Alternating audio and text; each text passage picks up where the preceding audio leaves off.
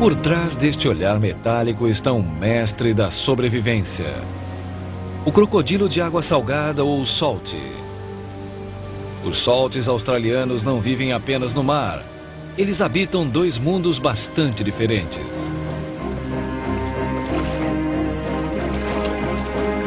De um estuário lamacento regulado pela maré a um paraíso de água doce.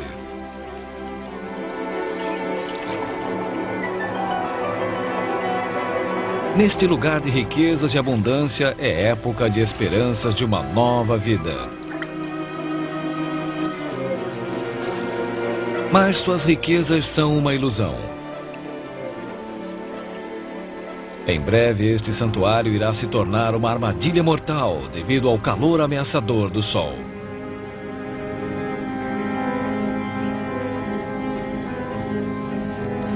De incêndios e enchentes, esta região lança desafios sem fim. Mas, apesar de todos eles, Salt sobrevive.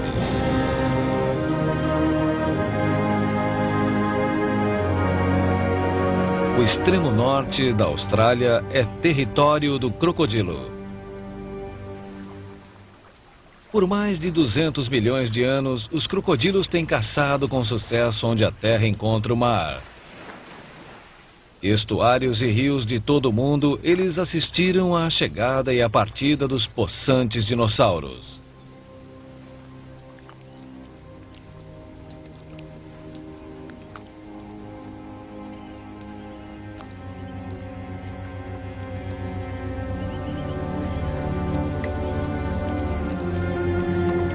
Os salts primeiro chegaram à Austrália através da Ásia. Durante pelo menos 4 milhões de anos, eles permaneceram junto à costa do extremo norte. Mas há apenas 8 mil anos, tudo isso mudou.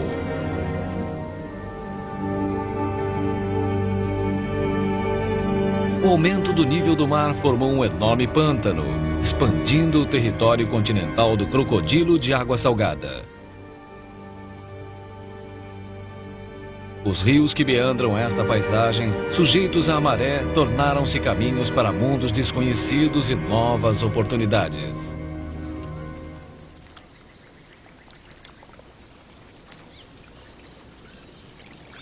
Os crocodilos de água salgada são solitários e ferozmente territoriais. Esta fêmea com 10 anos de idade conseguiu recentemente um espaço num trecho do rio. Todos os seus vizinhos são fêmeas, exceto um macho enorme, que também tomou posse da área. A demarcação de área aqui é essencial, porque somente os que tiverem território poderão procriar, e assim mesmo se conseguirem assegurar seu lugar nas margens do rio. As fêmeas costumam isolar seus ninhos. Quanto mais vegetação ao longo do rio, mais fêmeas, sendo que a maior terá o melhor território. A vida no rio é uma luta implacável, que começa quando os salts são muito jovens. As ninhadas são mantidas agrupadas para evitar ataque dos predadores, mas a rivalidade que um dia dividirá o grupo já exibe aqui seus sinais.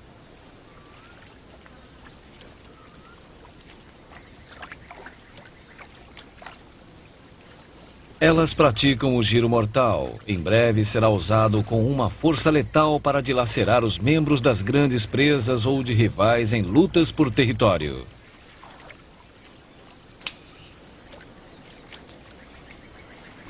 A maior parte da ninhada não viverá o suficiente para pertencer à altamente perigosa hierarquia do rio. Ao invés disso, acabará servindo como refeição para um primo maior.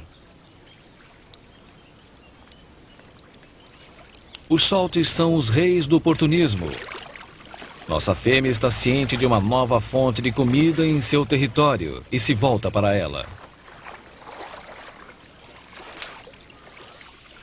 Os salts são muito ligados ao rio e logo descobrem que uma colônia de pequenos morcegos frutívoros vermelhos montaram um pouso ali perto.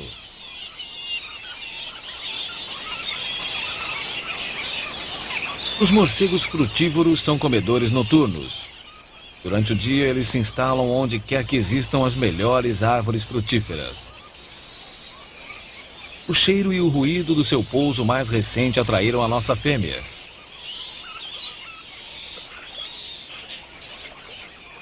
Os saltes, em geral, se alimentam à noite, mas estão dispostos a alterar seus horários se a oportunidade surgir durante o dia.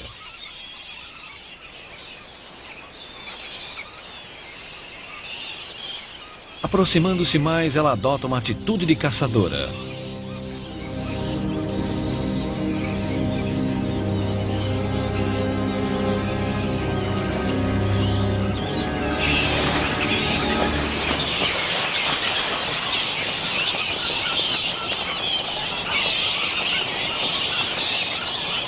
Qualquer animal que viva nas margens ou próximo do rio corre grande perigo.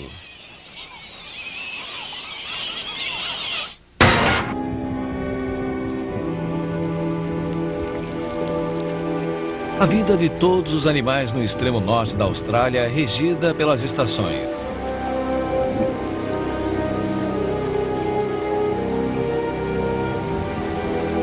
A chegada das chuvas trará consigo mudanças para a vida dos saltes.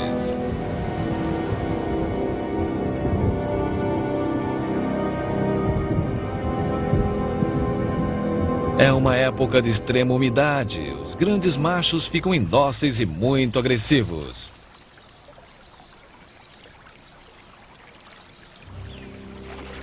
Eles patrulham para cima e para baixo seus trechos de rio. Machos menores mantêm-se mais reservados para evitarem ser mutilados ou mortos.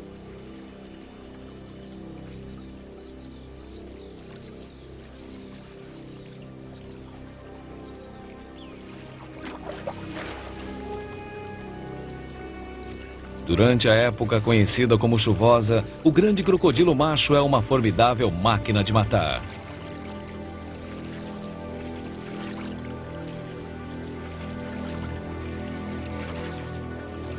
Seu único desafio surge quando ele ultrapassa uma fronteira, invadindo o território de um macho igualmente grande.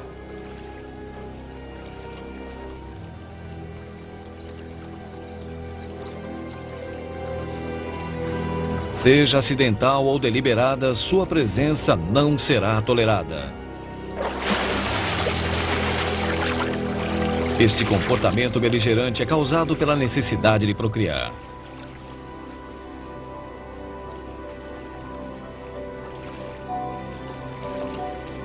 Mas para poder se acasalar, a fera antes precisa ser amansada.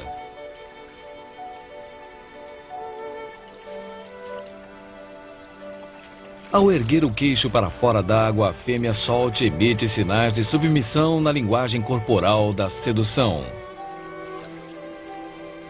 A não ser que ele se acalme, a jovem fêmea pode facilmente ser morta. Ela sopra bolhas ao longo de todo o comprimento do seu corpo.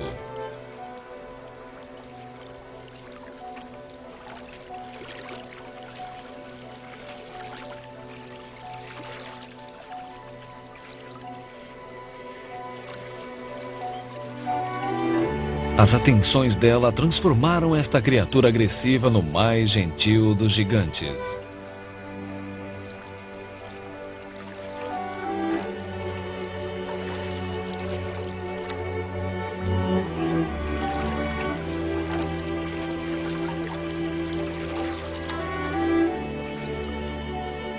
Ele apoia levemente uma pata dianteira sobre o ombro dela, puxando-a gentilmente para baixo dele.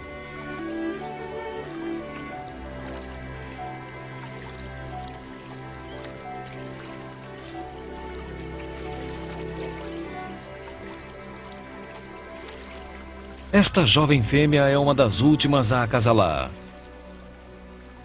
Logo terá que decidir onde irá botar seus ovos, e sua decisão será fortemente influenciada pelo tempo.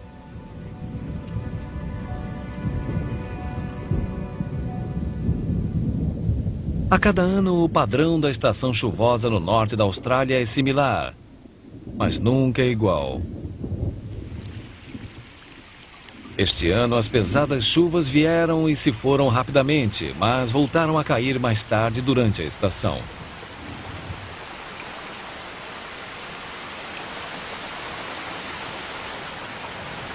O inesperado aguaceiro apresenta poucos problemas para a maioria dos crocodilos ao longo do rio, porque seus ninhos ficam acima da linha de elevação das águas.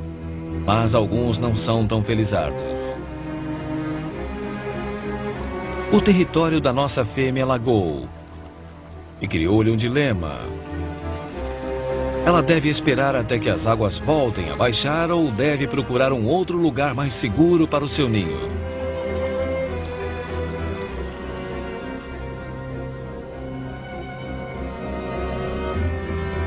Mais adiante do rio, as chuvas escancararam uma porta para um outro mundo. É um vasto labirinto de planícies alagadas e de lagos. E à medida que a tempestade de chuva continua, as águas sobem mais ainda.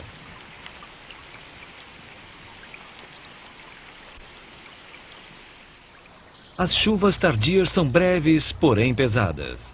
A cheia chega a atingir 9 metros nos troncos dos eucaliptos, mas quase que imediatamente começa a escoar de volta para o rio.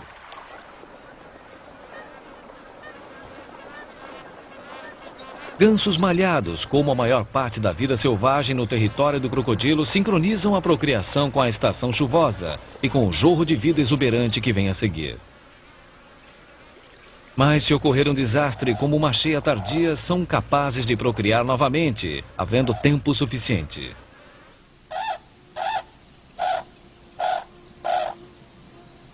A estação já vai longe, mas os gansos malhados fazem uma segunda tentativa de aninhar. Alguns já botaram mais ovos.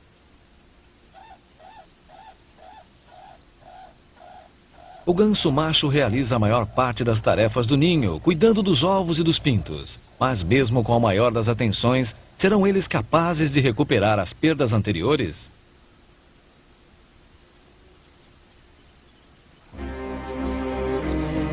O tempo também não colabora com a nossa fêmea Salt. Ela agora deixa o rio e começa a procurar um território para o ninho, além das margens na planície aluvial.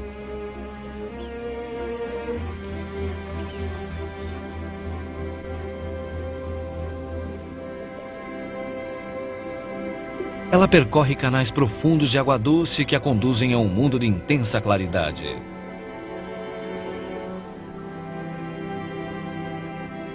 Refrescada pelas chuvas, a água transparente é um alívio comparada à água barrenta e escura do rio.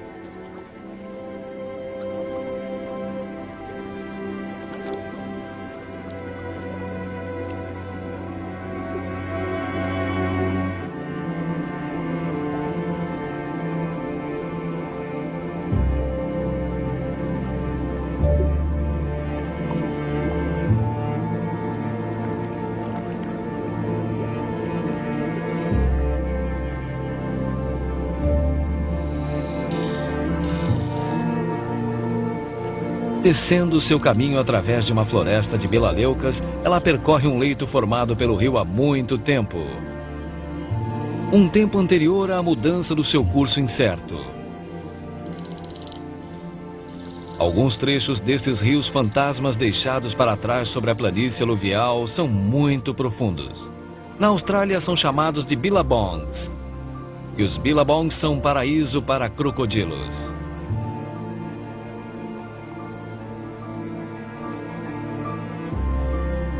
É aqui que ela botará seus ovos.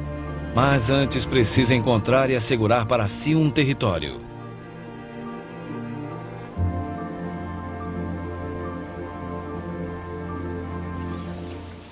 Por trás de um bando de pelicanos australianos, as folhas gigantescas do lírio d'água vermelho são uma boa indicação da existência permanente de água.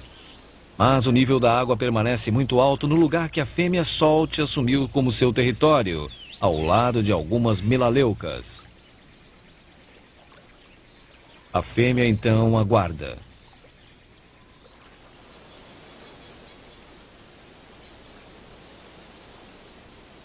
Nos dias seguintes chove apenas o suficiente para que o nível da água se mantenha a alguns centímetros críticos acima das necessidades da fêmea.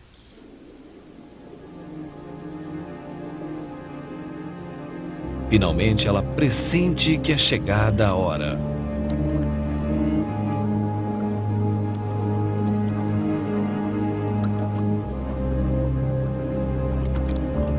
Ela se movimenta sorrateiramente através do seu território como uma exímia caçadora.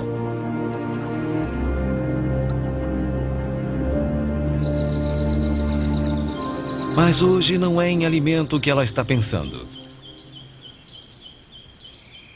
Na sombra das melaleucas, ela se põe a trabalhar. Ela junta uma mistura de folhas caídas, fragmentos de cascas de árvore e terra rica em humus. E por fim começa a construir o seu ninho. Obter a liga certa com os ingredientes é muito importante. Se o ninho ficar um composto amontoado, seus embriões serão destruídos.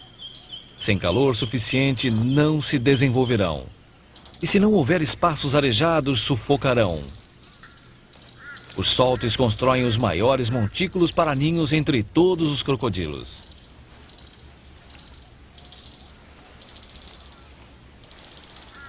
Pode levar de 4 a 5 dias até que ela fique completamente satisfeita com seu trabalho. Ou ela pode abandonar este monte e construir outro. O que quer que aconteça, ela precisa desovar logo. Os embriões dentro dela estão maturando. Com o ninho pronto, a Salt espera. Mas não por muito tempo.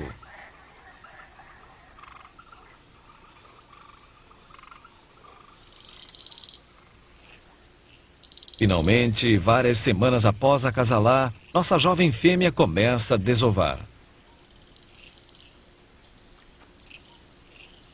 Os ovos da primeira ninhada em geral são pequenos e ela botará menos do que uma fêmea mais velha. Assim mesmo, no espaço de 1 hora, terá depositado 30 ovos no ninho. Ao iniciar, ela entra num estado de placidez hipnótica. Mas ao terminar de botar os ovos, a jovem fêmea será tudo menos dócil. Nos próximos 3 meses, seu ninho, ao lado das melaleucas, será o centro de sua existência e ela o defenderá vigorosamente.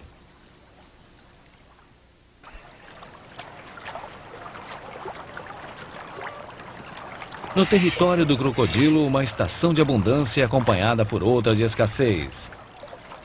E as aves aprenderam há muito como melhor conviver com ambas.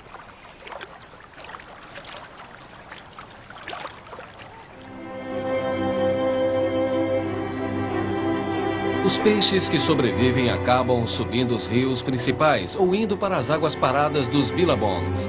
Aqui eles aguardam o fim da estiagem. Eles formarão o núcleo de procriação no ano que vem, quando as chuvas voltarem. Quando chegar a hora, sua prole se espalhará pela planície aluvial, repovoando cada canto do território do crocodilo.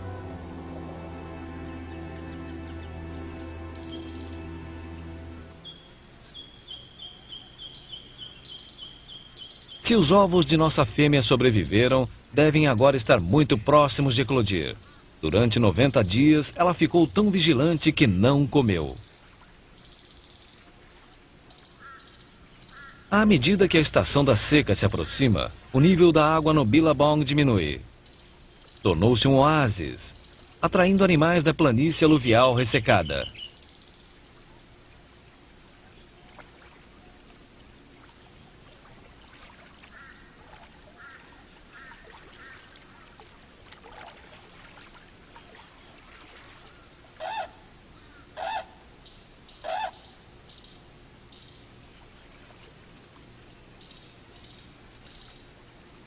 Mais e mais crocodilos grandes vão se juntando nas águas decrescentes, tornando o Billabong um lugar longe de ser ideal para se criar uma jovem família.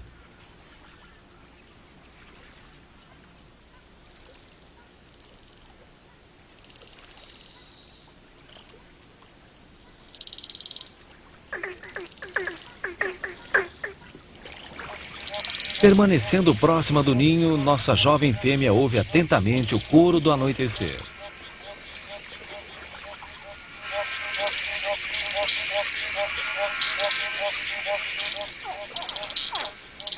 Esta noite, novas vozes se juntaram.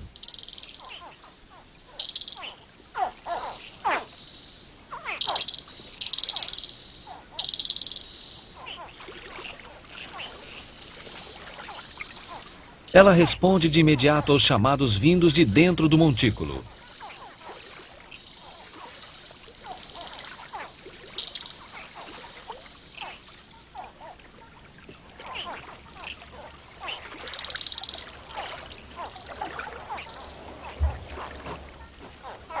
Toda a ninhada deverá deixar o ninho esta noite. Muitos precisarão de sua ajuda para romper o compactado montículo. Trabalhando celery, ela ajuda também a libertar aqueles que ainda estão presos em seus ovos.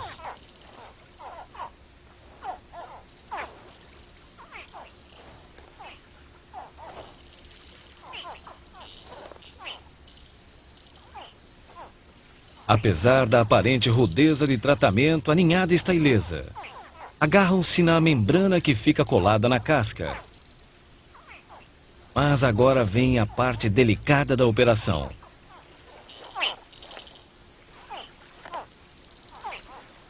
As mandíbulas da fêmea podem esmagar uma presa com uma pressão quebra-ossos, mas ela abocanha delicadamente os filhotes e os carrega até a beira d'água.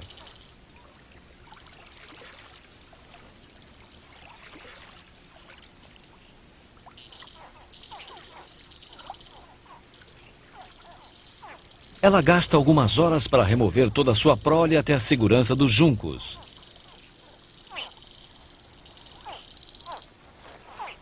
Alguns filhotes não parecem querer cooperar, talvez por não entender as intenções da fêmea.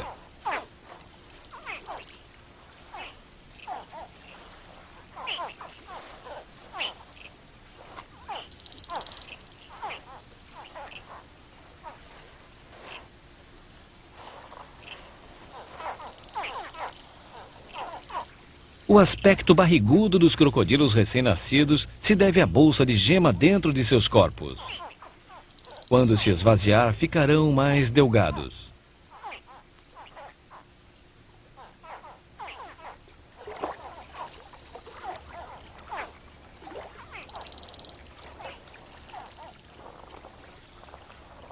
O sexo da ninhada foi determinado pela temperatura da incubação no interior do montículo. Abaixo de 31 graus Celsius, produz-se mais fêmeas, mas acima de 32 graus ocorrem mais machos.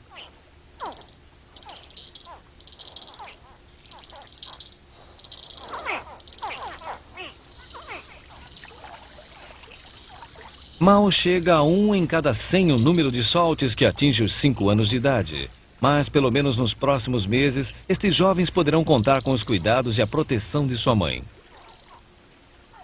Na verdade, suas chances de sobrevivência começaram a aumentar há muitas semanas, quando a mãe partiu em sua jornada para cá acompanhando a enchente do rio.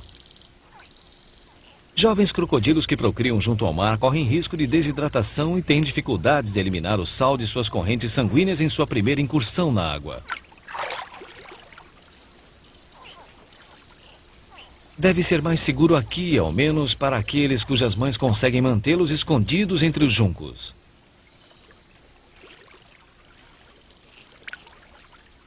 Nos primeiros dias, a ninhada come muito pouco. Eles tentam morder qualquer coisa que se mova. Mas no início é praticamente um reflexo. A verdadeira personalidade de um solte começa a emergir depois que a bolsa de gema no interior se esvazia. Ficar imóvel e dar o bote é uma técnica que os filhotes conhecem desde o princípio. Ao longo de sua extensa história sobre a Terra, os crocodilos se fixaram nas margens das águas, e é um estilo de vida que os tornou extremamente bem-sucedidos, seja como predadores ou como sobreviventes. No momento em que entram na água, os filhotes respondem aos instintos aguçados por seus ancestrais há milhões de anos.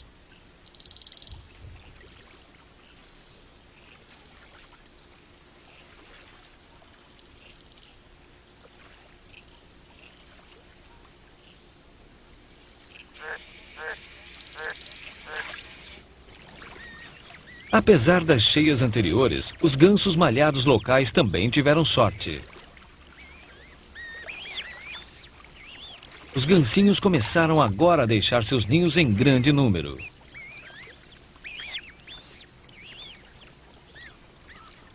Mas os gansos talvez ainda tenham de pagar o preço por terem procriado tarde. Quando estes pintos se emplumarem e forem para a planície aluvial, o arroz silvestre que os sustenta talvez já não exista, tostado pelo calor crescente da estação da seca.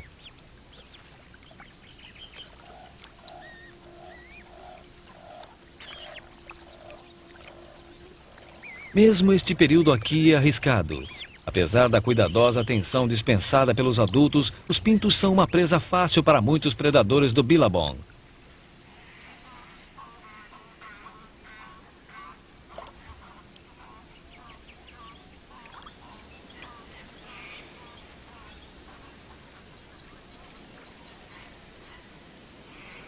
O jaburu tem quase 1,80 m de altura. Seu bico proeminente é uma arma formidável, ideal para espetar uma variedade de presas, incluindo pequenos crocodilos.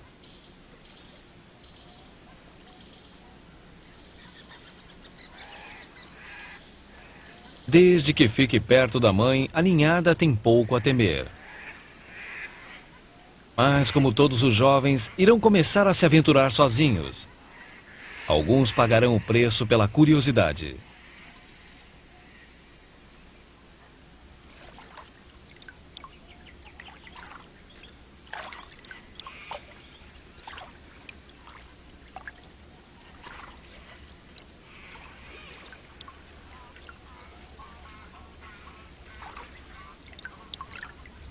De todos os perigos que ameaçam os filhotes no Billabong, o maior são os outros crocodilos.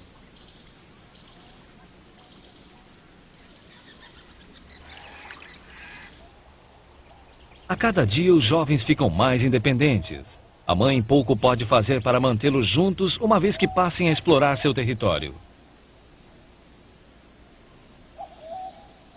Eles começam a caçar além dos juncos, escolhendo presas cada vez maiores.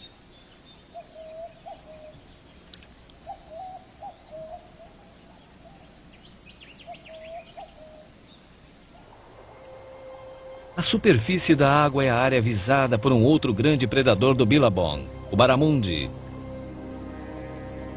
Os baramundis são peixes espetaculares. Podem atingir 1,5 m de comprimento e pesar até 60 quilos. Atacam com uma velocidade espantosa.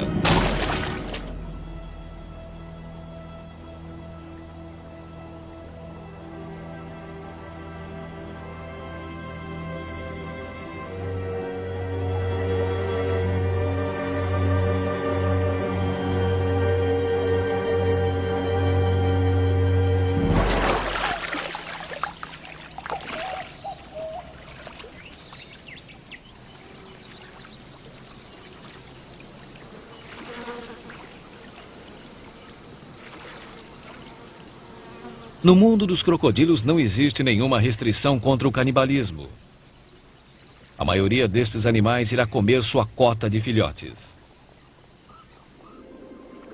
Os riscos de se viver no Billabong logo começam a superar suas vantagens.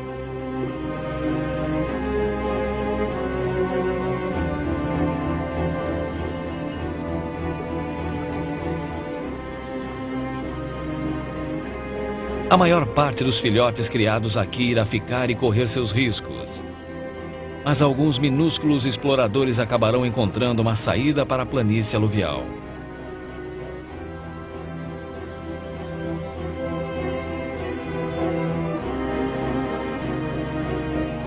A estação seca transformou a região num incrível labirinto de riachos secantes e lagoas temporárias. E os aventureiros que resolveram seguir o rio podem facilmente estar a caminho de um beco sem saída.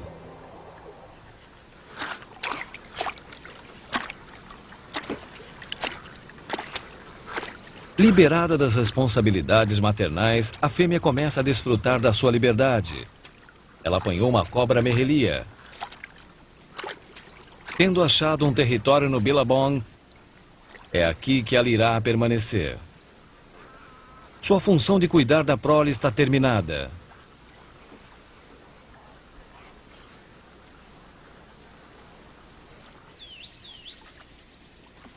O sol causticante cria oportunidades inesperadas. Nos baixios surgem baramundis mortos. À medida que o Billabong vai perdendo oxigênio, muitos peixes grandes sufocam. À medida que as semanas transcorrem, a estiagem faz muitas vítimas.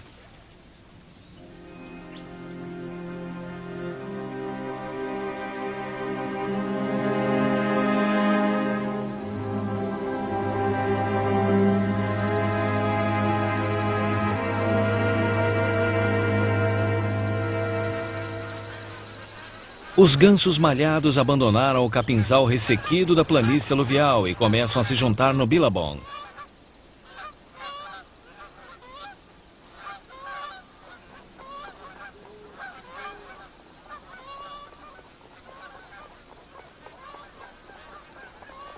Os adultos são acompanhados pelos nascidos na estação, agora já crescidos. O Billabong proporciona aos gansos mais que apenas um lugar para se refrescarem.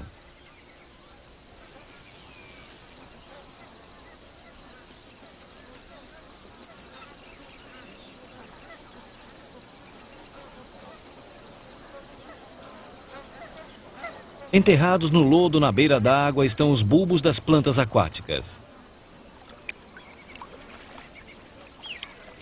Estão crescidos e nutritivos após a estação de crescimento. E agora que o nível das águas baixou, estão mais acessíveis.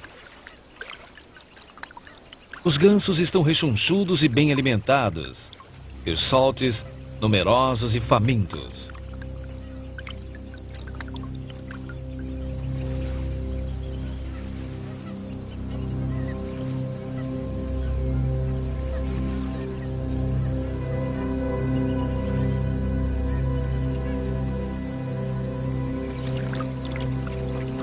Enterrar a cabeça no lodo é um negócio perigoso.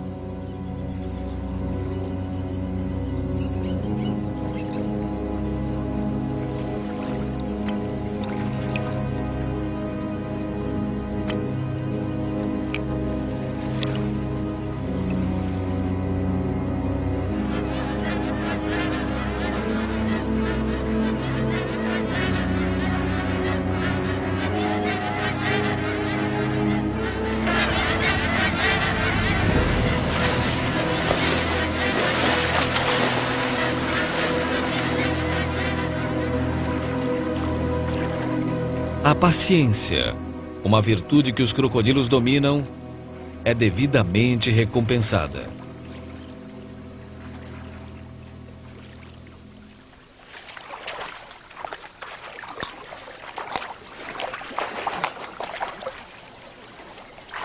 Saciado durante uma estação de abundância, o pobre ganso tornou-se apenas mais um elo na cadeia alimentar.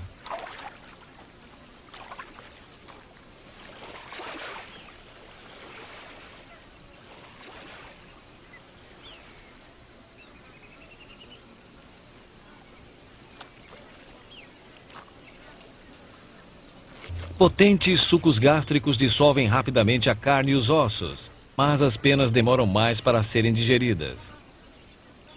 Os estômagos dos crocodilos são surpreendentemente pequenos e as penas logo irão preencher o espaço disponível. Isso limitará a capacidade do solto de se alimentar de novo até concluída a digestão. Mas à medida que a seca envolve o Billabong, haverá pouca coisa além de ganso para se comer durante muitos meses. 2 milhões de gansos malhados e seus filhotes estão agora se concentrando em torno dos poucos buracos de água que vão secando. E até a chegada das chuvas irão se agarrar desesperadamente a estes oásis.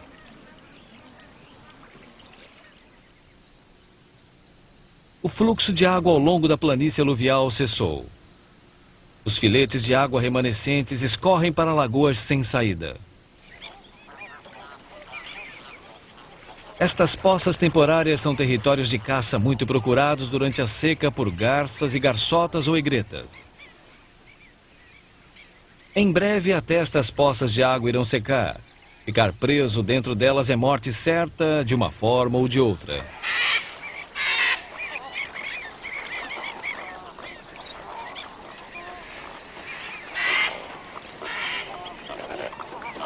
Felizmente, para alguns jovens crocodilos, há muito mais comida aqui do que as aves possam comer.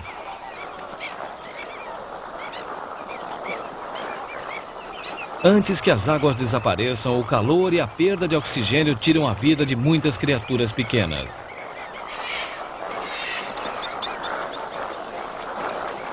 O ar fica pesado com o odor dos peixes que apodrecem, formando um espesso tapete sobre a lama que seca.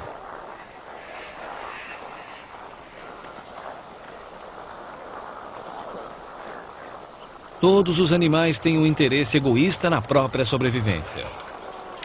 Mas a chama parece brilhar mais forte em uns do que em outros.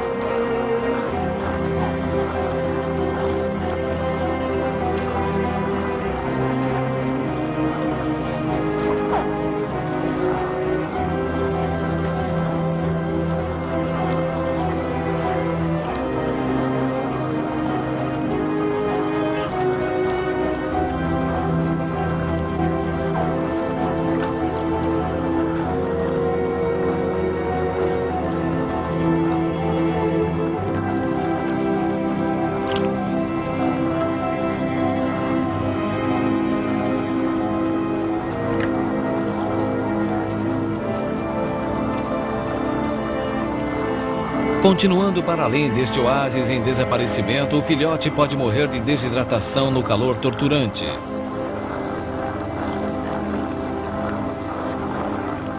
Mas permanecer aqui quase que significaria morte certa. Para sobreviver às eras, os crocodilos tiveram de desenvolver fortes instintos. Será que algum impulso primitivo os faz seguir adiante?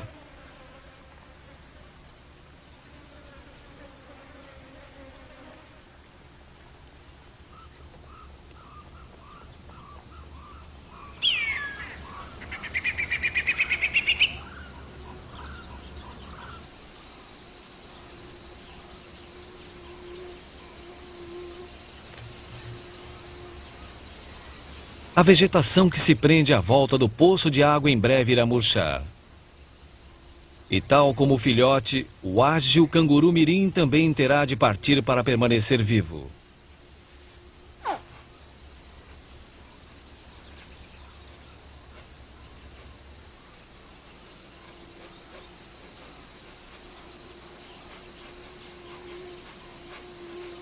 Estes dois estranhos no capinzal compartilham um destino comum. A seca que os uniu talvez conspire para derrotar a ambos.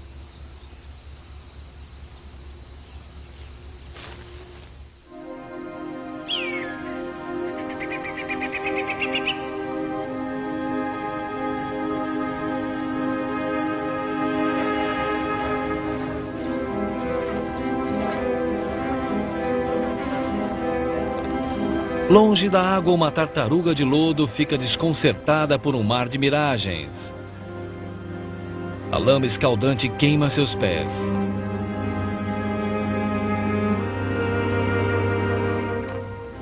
Para a tartaruga sobreviver, ela também precisa continuar sua busca por água.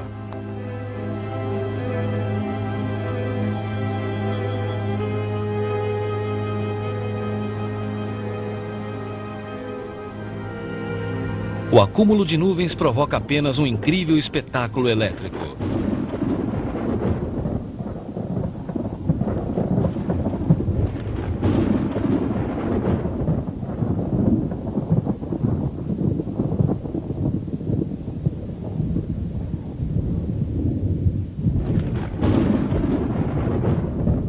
alívio está a caminho. Mas os fantásticos quadros vivos formados pelos relâmpagos que agora enchem o céu pregam uma peça derradeira cruel na paisagem ressequida.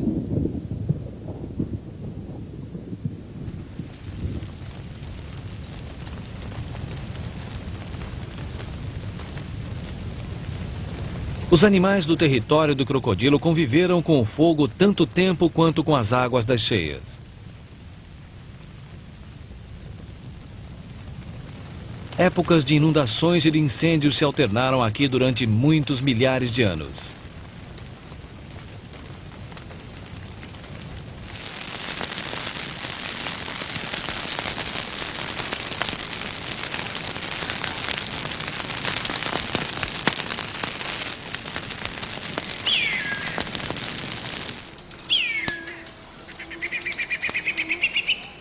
No céu esfumaçado, os carniceiros espreitam.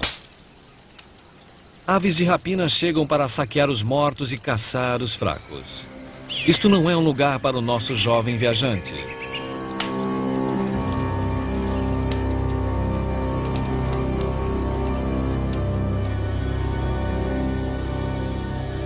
A tartaruga de lodo chegou ao fim da jornada. Já foi apanhada por predadores. Não sobrou muita coisa para a desnutrida iguana.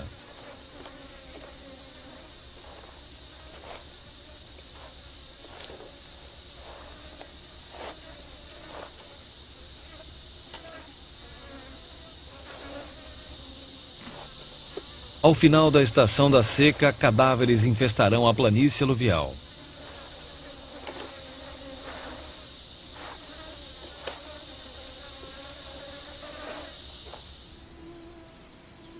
Quando uma lagoa seca ao redor de um grande solte, o crocodilo pode sair à procura de água ou enterrar-se no lodo e aguardar as chuvas.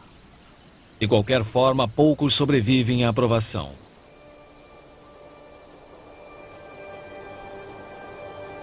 O filhote continua sua busca pela água, alheio ao fato de que a água poderá encontrá-lo antes.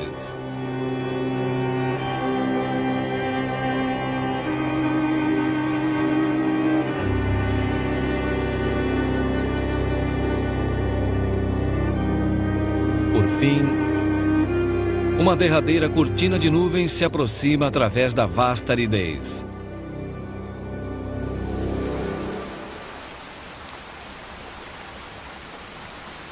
A chuva injeta na terra uma energia pulsante de vida.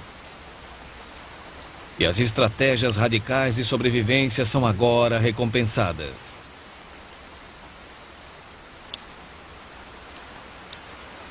Enterrada viva há meses, uma tartaruga do pescoço de serpente precisa agora recuperar o tempo perdido.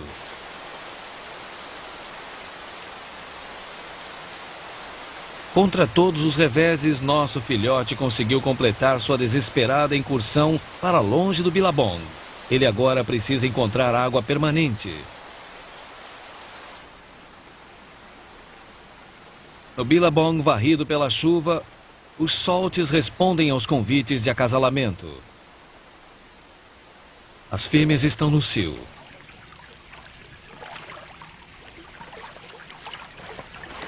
E os machos estão começando de novo a competir pelo direito de procriar.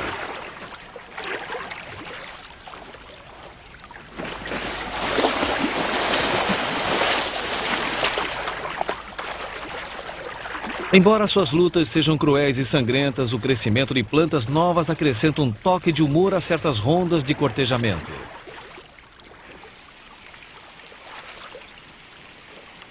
Nossa fêmea encontrou seu nicho aqui no Billabong. E pela primeira vez em meses, o rio recebe águas da planície aluvial. E seguir sua correnteza é um refúgio bastante seguro. Ele junta-se a um bando de jovens soltes das margens do rio, cuja luta pela sobrevivência está apenas começando. Estações de cheia, incêndio e estiagem fazem do território do crocodilo um duro campo de provas. Mas em vista de sua incrível história, se nós nos atrevermos a tentar imaginar que tipo de criatura irá sobreviver nos próximos 200 milhões de anos, talvez seja esta.